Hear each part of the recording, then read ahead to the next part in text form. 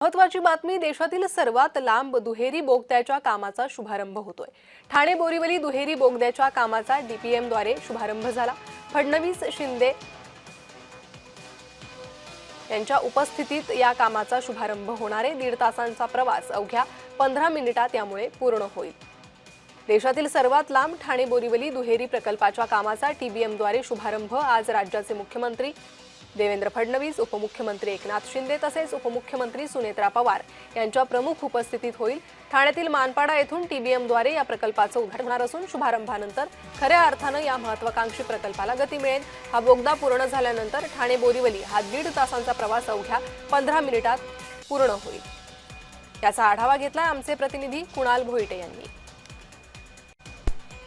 ठाणे आणि बोरिवली वासियांकरिता महत्वाकांक्षी मानला जाणारा ठाणे बोरिवली भुयारी मार्गाचा शुभारंभ आज मुख्यमंत्री आणि दोन्ही उपमुख्यमंत्र्यांच्या उपस्थितीत होणार आहे। आणि आपण या ठिकाणी मागे ही जी भली मोठी मशीन पाहताय, या मशीनला नायक असं नाव देण्यात आलेलं आहे। या नायक मशीनीचं वैशिष्ट्य असं आहे की ही सिंगल हार्ड रॉक मशीन म्हणजेच टीबीएम आहे, टनल बोरिंग मशीन। दुहेरी मार्ग असणार आहे 11.84 किलोमीटर। हा जो ठाणे बोरिवलीचा टप्पा आहे, हा टप्पा पार करण्यासाठी 1 ते 1.5 तास लागत होते। मात्र ज्यावेळेस हा प्रकल्प पूर्ण होईल त्यावेळेस ठाणेकरांचा हाच प्रवास 10 ते 15 मिनिटांमध्ये पूर्ण होणार आहे। त्यामुळे याचा शुभारंभ जो आहे तो आता होणार आहे आणि या शुभारंभानंतर या कामाला पूर्णतः सुरुवात होईल।